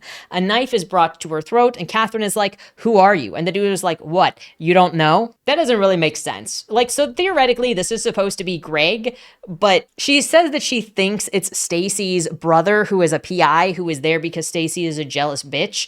But then she later goes, "Oh wait, this is Greg, who is Robert's ex-hunting partner." But Robert was supposed to quit hunting after Debbie and Stephanie. So like, why he is suddenly here for this, other than Robert later says something about testing her. But like this whole thing with the furniture being rearranged, which was this guy doing it, and then this is so out of left field, it feels like, for me, and is like tropey, but doesn't really fit into the story in a way, you know? It feels like it's meant to be a red herring, but it's just like jarring. A red jarring is what it is. Anyway, he says, "What, you don't know who I am?" And then she gets a phone call and she is told to answer it. And when she does, it's Robert on the phone. And because Robert is calling like this, she's like, okay, so he's probably not aware of this guy in my apartment. So it's probably Stacy who did this to me. Catherine apologizes for kissing Robert and says that she wants to keep things professional. Robert asks if Catherine has ever tasted cherries, and he means that as a euphemism for if she has ever tasted flesh. And she says that she has, and he asks if she could ever stop, and she says she doesn't know. Robert then hangs up the phone. The intruder tells her to count to 100 and then leaves while she is counting. So why the heck was he even there? Because he didn't really seem to do anything. Again, it kind of just makes it really bizarre that he was there. Also, like, he didn't even give a message of like, stay away from him, stop stalking him, what the frick are you doing? Or was it to add pressure to the questions that Robert was asking? I don't really know. It was just very weird. Also, she said that she couldn't fight this dude and would easily be overpowered by him, but it really doesn't stop her from fighting against Robert when they were in the morgue. So I'm like, you kicked and punched that guy. I think it would have been better off if she had just put up some kind of fight and then he hurt her before she gave in, you know, giving some resistance and even bringing the knife to her after that. Again, this book seems to both have an aversion to actual conflict or questioning, and I don't really know why when these scenes are set up so perfectly to like maximize tension and conflict and interaction. It's just really weird. But instead, she just knows that this assassin guy was hired by Robert's girlfriend, Stacy, or at least that's the jump that she makes out of nowhere. Catherine then meets Ingrid at a cafe and asks how Charlie is doing back at the lab. I don't know why she didn't go check on Charlie herself, other than she's avoiding work and avoiding Dr. Seymour. How is it that Catherine is so uninvolved at work, and especially with Charlie? Maybe she needs to put in some PTO or something to make up for it, because then you start questioning, how is she getting away with this? Obviously, Dr. Seymour isn't going to fire her because she is, she knows some things, she's doing some things. There's still going to be questions with HR, let me just tell you. Catherine agrees to talk to Ingrid about the diet that she's been doing, same diet that Charlie has been doing, but she is not being safe about it, and there's a reason why Charlie has stopped eating. She says that she feels like she is going crazy. This is something that I also think could have been written out more into this. We haven't really seen much of her going crazy, aside from if you go, oh, the stalking is a new thing, but she seems like somebody who gets fixated on stuff like really badly when she's focused. But it was such an opportunity here to amp up losing herself to this instinct that wanted her to be taken over entirely into what will ultimately be the transformation later. And so it could have been gearing up, but it doesn't quite turn into her level of being able to have control and her becoming more of that monster until she finishes the transformation. But we didn't really get to see this. Oh my gosh, imagine if her stalking got amped up as she, consumed. And so then it had more of that animalistic drive because of the hunt. Like, to mix the two and to build into it more. It could have been so beautifully done. Anyway, it might have also helped to have had some reaction every time that she slipped and lost control, like with Lyle, because she like ate off Lyle's face and then didn't have a reaction to it, like zero reaction. She just, with the body in the morgue, and then with the body in the morgue, go a little further with that instinct taking over where she like licked the corpse and then was like, what the hell am I doing? And then forced herself back and tried to push away from Robert and the corpse so she didn't do it again. So like losing herself into this thing that is obviously taking hold of her. For some reason, she is now relying on Ingrid to run tests on Robert's vomit that she got the night that he went to the hospital. How she held on to that vomit for so long and then like did a trip to Seattle and then still has, I'm a little confused by that. Charlie is dying, unable to cope with the changes in his body. And he didn't have much hope, though he had more hope than the others. Robert has obviously and Catherine is trying to figure out what the difference is between Charlie and Robert, because Charlie is dying very quickly and Robert has obviously been alive for 30 years. So there is something else in his diet that is not being put into Charlie's diet to make him successful. Dr. Seymour also says something along the lines of that Robert went up into the mountains all of that time ago, but something else came down in his place. He says that he'd like to observe Catherine. He says that he'd like to observe Catherine for the night, so she should stay, and Catherine agrees. Oh, also, really quickly going back to the Ingrid agreeing to test Robert's vomit, she says, I'll do it, but you have to take me for a steak dinner. So there's an agreement that later that night they're going to do a steak dinner. And so then the discussion with Dr. Seymour of you're going to stay here so I can observe you overnight gets interrupted because she has to stay with Dr. Seymour overnight, so she can't take Ingrid out to dinner. All of the while this is happening, Ingrid is running tests on the vomit and not getting responses back when she's calling and texting Catherine to tell her the results and also to be like, hey, I'm waiting for us to go to dinner. Catherine is finally able to slip away from Dr. Seymour to meet with Ingrid, and she's like in the parking garage and she's freezing. I don't know why she's not sitting in a warm car or sitting inside of the lab, but whatever. She is upset about being ignored, and she's like, I cannot believe that you're going to rain check on our steak dinner. We had an agreement. I did your tests, and now you're flaking on me. Fine. You're lucky that I'm going to tell you anything about these tests, but the test results show that the vomit contained broccoli and human male meat. This confirms to Catherine that Robert had some cannibalistic tendencies, and that was likely the extra thing that Robert was doing that also gave Charlie extra time of being okay, and why Charlie was eating that other monkey, because there's a cannibalistic part of this thing. And now knowing this, the thing where Robert was saying the hunt has a different connotation that she understands. It kind of took her a little bit to get there. She returns to the office where Dr. Seymour is, and Charlie has passed. She does learn that Charlie lived longer than the other two monkeys before him, who had also been on the diet, and Catherine believes that there is a connection between him living longer and the cannibalism that the other two monkeys did not get to experience. Now we time skip with monotony of Ingrid being approved of for time off. So for now, she is moved out of the story since she is deemed unnecessary, and that did feel like a bit of a function. Catherine is being harassed by Stacy via phone, and she's like, bruh, this person is so crazy and probably sent her PI after me, which is the dude who had the knife who was in my apartment. Where this information is coming from, I don't know. This could all be part of her insanity, which if it was part of her suspicious paranoia insanity that was coming on with a predatory thing, which also you could make those intertwine if you wanted. If those were connected, it didn't really connect. It's also weird that she's making that connection between Stacy and Knife Guy when she couldn't make the connection between the hunt and cannibalism, which I feel is like a little bit more obvious. Both are unbelievable, but a little bit more obvious. She looks through her peeker seeker, that is her tele device. The word is losing me, right? Telescope. Her telescope, thank you. For Robert's apartment, and sees him with this man over at his house. They start kissing and getting intimate on the couch, and she's not even at all thinking that he might know that she is there. Though I guess maybe he doesn't. So now it's possible that the don't follow people was from Stacy and not from Robert, but I'm not sure. I'm not sure who that sticky note was from, because I don't know if Stacy would actually say anything. I feel like Stacy, if she thought something, she would confront somebody, specifically a female up front, especially when she hears that Robert is cheating on her. She just shows up at his house. So I think Stacy would just throw hands if it was her. Anyway, Catherine is watching this scene in Robert's apartment and going, oh my gosh, he's gay. That's why he didn't want to kiss me. And it makes so much sense now. Stacy knew that he was cheating, but she didn't suspect this. What is Stacy's role in any of this anyway? I mean, she's a fake persona for the moment, like a fake relationship to give him ties in the area, so he's not so sketchy alone. But like, Stacy, what are you doing? Who are you? Catherine runs out of her apartment and calls Stacy as she's running to inform Stacy that her boyfriend is cheating on her and gay, and he's at his apartment right now with his gay lover. And so after she calls, she's still running to his apartment, and I'm just like, what are you doing? What do you think you're going to do? You just told her that her boyfriend is cheating. Let her get there to see it. Like, what do you think that you were going to do by going in that apartment and breaking it up ahead of time? So excuse the change in appearance. I got to editing and discovered this last portion, everything from where I cut off to the end.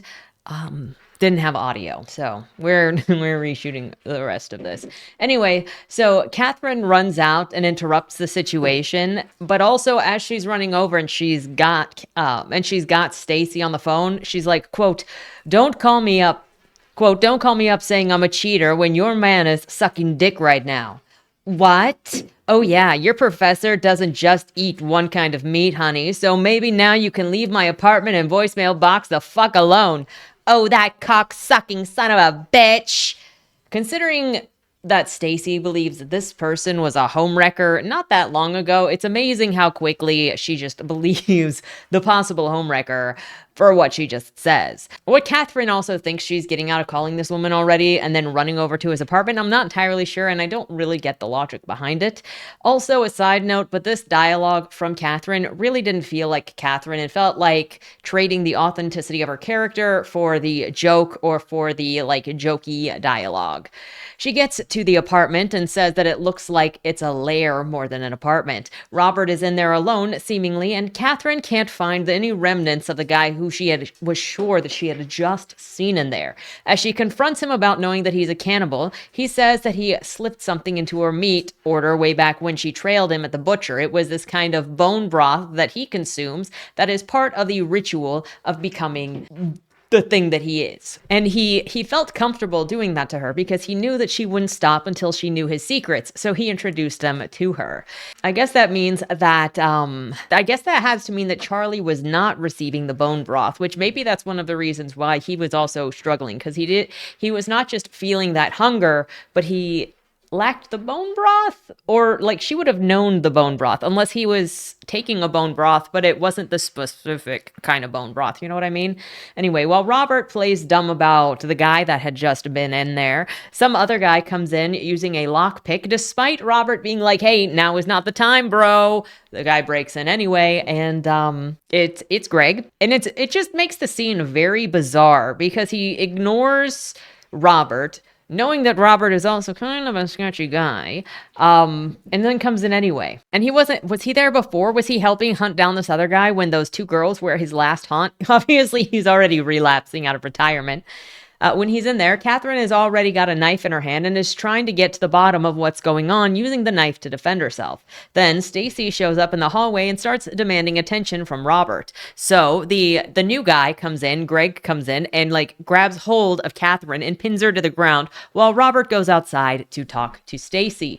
That happens fairly quickly, with Stacy just saying "we're through" and then slapping him and then coming in, and then Robert comes inside. While Catherine is so close to this other guy on the floor, she realizes that this is the guy that was in her apartment with the knife at her throat. So it was not Stacy that sent some creepazoid to her apartment. I also think that there might have been an opportunity somewhere in here, if this really wanted to have Catherine help get Robert into his house way back when he was ill. And it actually could have taken Stacy out entirely, because Stacy doesn't really feel like she was necessary. So if Dr. Seymour had called and said, "Hey, Robert is on his way to the hospital. I need you to go and impersonate his wife and get him out of there, because they will kill him if they get him in there."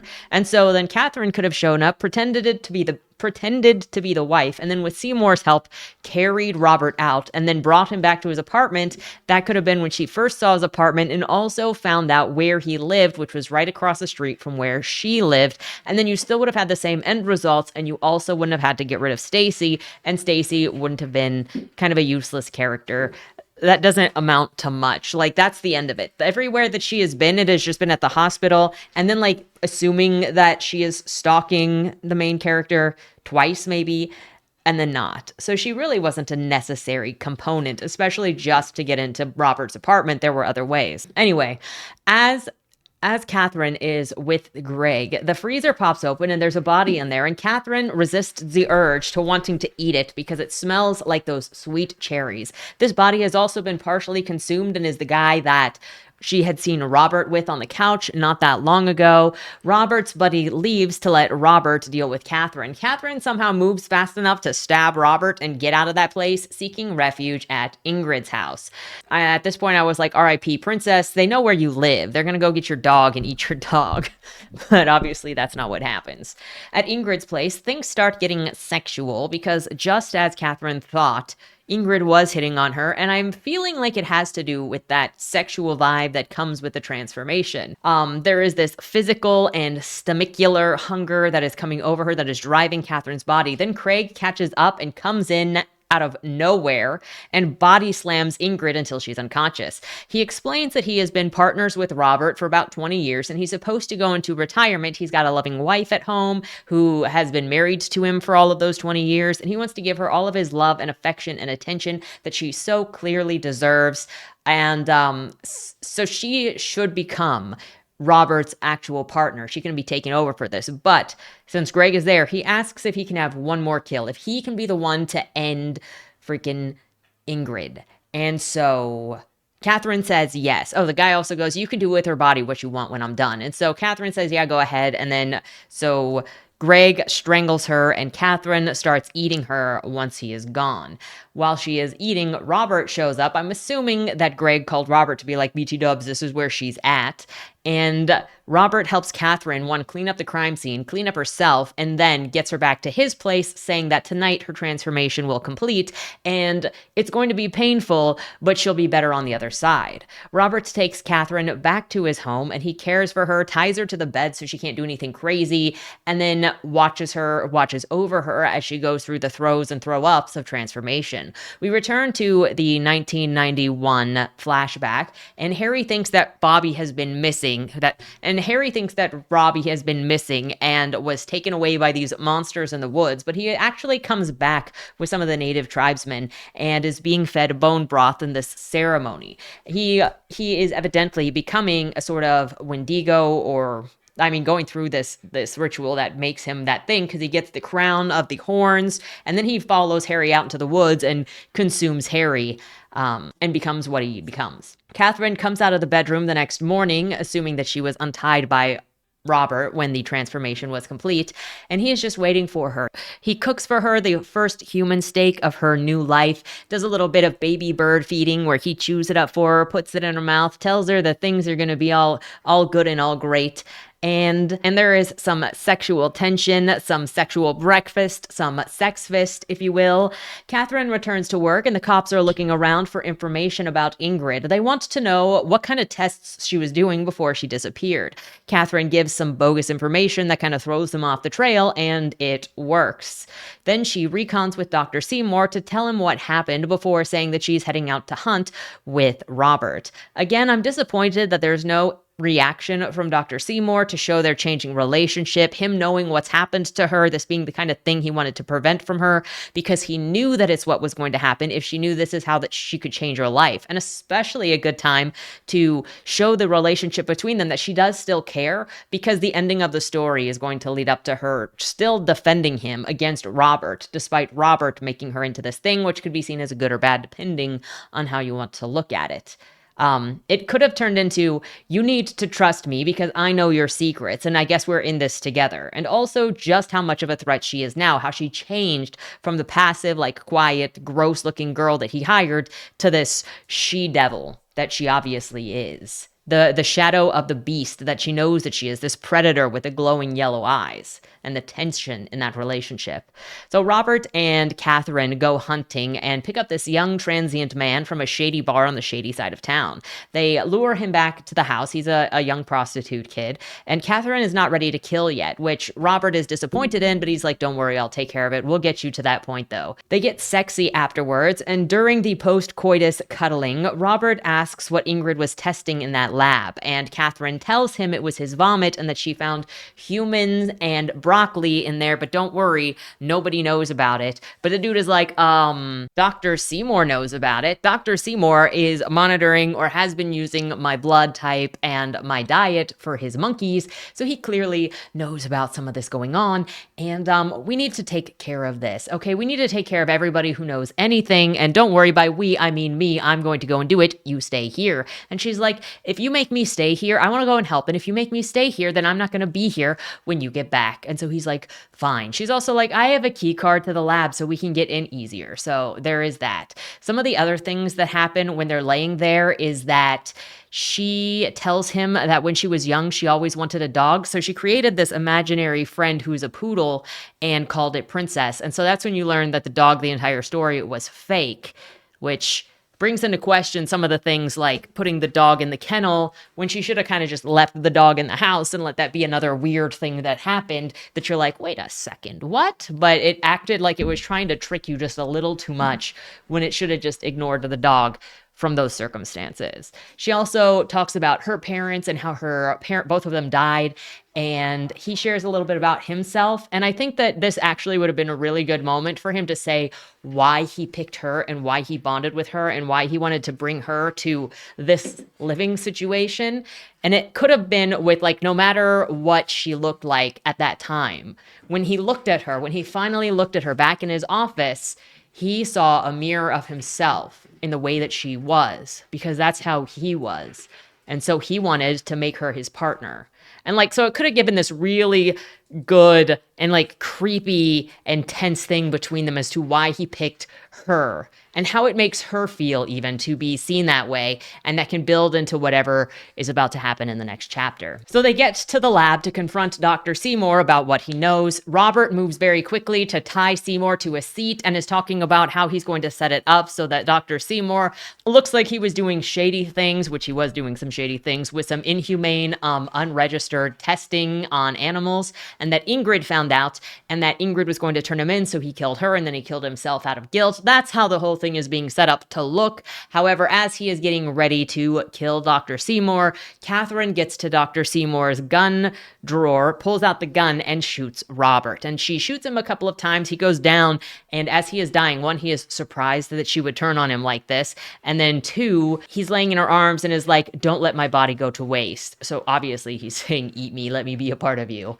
And then he dies. And so that's kind of where it ends. It doesn't really have a denouement. It doesn't really have a closer or what she was trying to accomplish or why she turned or what even the last minutes between her and Seymour are, or that she was disappointed or that she was scared of Robert and so she didn't want to be under that situation. She was scared of killing. She had changed her mind. She didn't want the things to change her. And it would have been a great thing to even throw back to her comment again of everybody being a mirror because they were things that she was not. And so she had healed herself and she had gotten her superior body. And again, every person, no matter how great she looked, every person was still a mirror to who she was because they were reminders of what she was not, which was human.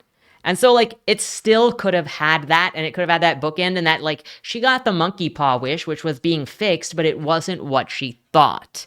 You know what I mean? So I feel like there were some great opportunities there that were missed in defining this further, but it was still a ride, and I still enjoyed it unraveling, and I just wish some of those things were, like, taken to the next level. So we're going to get into my final comments of the video for the book that are separated into separate sections. The first has to do with plot. And for me, this should be this was a fairly character-driven plot because it all had to do with what Catherine wanted and the choices that she made. And then it was mixed with the horror elements of the setting, of the desires, of the trading the humanity for the immortality or for the godlike or the spiritual like abilities.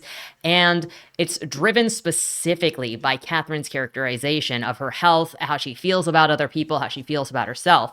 We're quickly introduced to her jealousy over Ingrid's appearance. And I think that it could have been played up much more how she relates or doesn't relate to other people and what she sees in Richard and is drawn to that mystical thing and that ability that Richard has, that healing background that Richard has. That is the thing that she's like, that can get me to normalcy and build into the obsession that she had. I feel like this sort of lost some of that character-driven stuff when it brought in the weird red herrings like Stacy and Greg, like all of Greg. And those could have been thrown away to have more focus on the smaller cast that was more personable and more personal. Sebastian was also a weird detour from the story, which felt like a cameo, but it didn't really feel like it added anything to the story. The next section is characterization, and I feel like we got a really good example of Catherine's characterization. The biggest issue with Catherine's characterization was a difference in the first chapter in establishing like her seniority, her leveling slash partnership with Seymour, and how they were equals sort of in the lab. It did say that she was quickly promoted, but the way that she referred to him felt much more subordinate in that early chapter or two than it did in the future when it seemed like she was more equal. On top of that, she seemed like she was more new because of the way she was doing the night shift and dealing with the monkeys, and then also the next morning when Dr. Seymour came in and he had Charlie with him and then disappeared into the back room. But then we switch over just a little bit later and she's like holding Charlie and cradling Charlie, and Seymour is relying on her for Charlie. So I think that it would have been better if she had surprised Seymour by being so good with the monkeys, because she had that motherly instinct and she obviously wanted to have kids, but she had given up on having kids and had physical inabilities to have kids for a couple of years. And so then she gave that to the monkeys and then really bonded with Charlie. And so then Dr. Seymour started relying on her for Charlie because of those things. Other than that, I think we got a really good idea of who she was, what she wanted very early on, which set into motion her drive, her motivation, and why she got so obsessive about it, and why she really didn't think twice too much about the actions that she was taking. Catherine's bitterness came through very well and did great to motivate her in chasing down Robert and then stalking him and not even thinking twice about it, which in some cases you can be like, but I think it works with the supernatural angle. Robert also had great characterization, I think, as a mysterious predator who knew how to act differently in different environments and with different people. The most jarring thing about him for me was that he chose to have anything to do with Greg, because he obviously didn't need Greg. And I can see him doing it because he was lonely, because I can see this character wanting to have somebody with him, and that's why he maybe grabs onto Catherine, because he sees himself in Catherine, the same loneliness in Catherine, and he's like, this is the perfect partnership that I could bring into my life. Like, Greg is leaving me, but this is somebody who could be with me in the long run because she is like me. And then obviously he miscalculated that because she's not exactly like him. But I think that could have been played with more. That could have been explored more. I still think that he had great characterization as a predator, and he felt like a creature that looked like a human in most of his scenes. And so I think the author did a really good job with that. Stacy and her PI brother were hardly characters. Again, I think you could remove them and they wouldn't do anything, and there were easier ways, better ways, I think, to create the same situations that Stacy was used to create. She just was a stereotype of a flat, bitchy girlfriend that was jealous of her guy she's with talking to other girls. But at the same time, I don't know if I see Robert like going for a girl that is that insecure, because it would just bring attention to him. Dr. Seymour did better than Stacy and Greg with his characterization, because he did have the superiority idea and this desire to explore that obviously inspired and clicked with Catherine. So they were kind of similar to start out with, and I think that was great, with them both being like, well, you have to do some unethical things to actually create observations. And so he was willing to do the same things that she was willing to do, and that's one of the things that they bonded on, is they wanted results, and you don't get results by following the rules. And then obviously she took that further by doing exactly against what he said. And I think that also, the sameness and the difference in that, and where they diverged and where she disobeyed and she did, aren't I doing the same thing as you, Seymour? Didn't you disobey so that you could feed Charlie and those other two monkeys this thing? I think that could have been explored more in their interactions. And again, I also think that that dead monkey should have been found somewhere and somebody had to explain it. It could have also come back on, it would have come back on freaking Seymour, wouldn't it? But I think that could have happened. And then Greg, I think, could have been removed. I think there could have been something better done with Greg, though I see a better purpose for him being companionship, long-term companionship, and knowing what Robert is than Stacy. Also, like I said before, I don't think that there was a clear explanation as to what drew Robert to Stacy. I think that he saw himself in her and a companion in her, but that wasn't really laid out in the story, and it kind of more came in discussing this with me. Another note is I wish that the chemistry between Catherine and Robert had been amped up. I think it needed more time to be developed, more time to play, more time to tease. It's already a short book, and I think the characters, mainly Robert and Catherine, to build the pull of her to him, her desire to be better, and her fixation on how to fix this as she falls into exactly what he is and what she wants from him, and also the fixation and obsession on hating Ingrid, because Ingrid was a reminder of what she didn't have, and then how that changed when she became superior to Ingrid would have been an interesting thing to explore in that changing dynamic. What the story really has is really interesting character dynamics that I really, really wanted to see more of in the interactions. When it comes to the pacing, this was very much like The Dark Violinist, which was a very fast-paced book, almost I would say too fast, because there is very little, if any, internal dialogue and any reflection. There's very little narration and very little prose specifically, so it kind of just keeps moving forward of the things happening, and you are kind of just left to pick it up as it goes. I do think that the visit to Sebastian was a very weird and random switch that interrupted the dynamic of the story,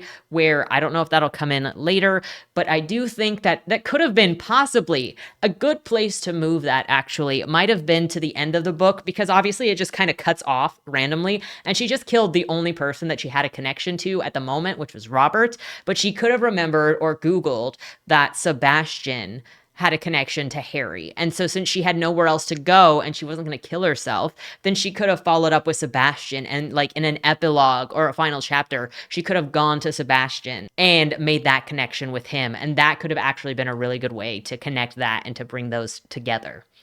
When it comes to the writing, this book suffered from similar issues as the first one, where it had some words in the descriptions often where they were either redundant, like fell down, or though I don't think it stood out quite as much in this one. And there was also using the same word very close together in sentence after sentence. The sentence ordering at times was kind of weird. Here's an example.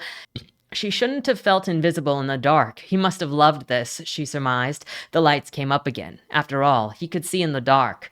He could see in the dark probably should have been before the lights came up again, because it's a related thought to the previous sentence. The story often felt like the characters were more functions than actual characters, the way things played out, and once they were done being used, they were discarded somehow.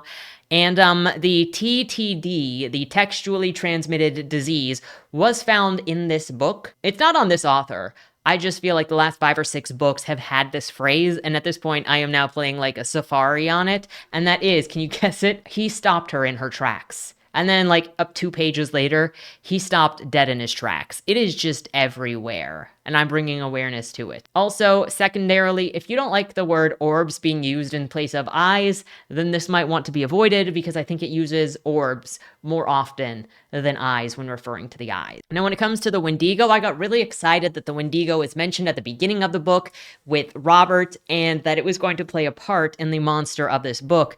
And I like it being woven into the regular people situation, where you can just believe the magical living alongside the real, the mystic, really. And I think that's one of the things that draws me to this author's work, is the mixture of the mystical and even the demonic with real life in ways that you can believe, of these creatures, of these ceremonies that are relevant and part of human nature and part of human tribe and part of human lore, that just is still believable among people without bringing it to like magic. And so I was really looking forward to the Wendigo being involved in this story, and it wasn't quite as involved as I would have liked. And I think if the predatory nature and the build of how Catherine was being led was in there more, then it would have helped alleviate some of that want, because I really wanted it and I liked it when it was there.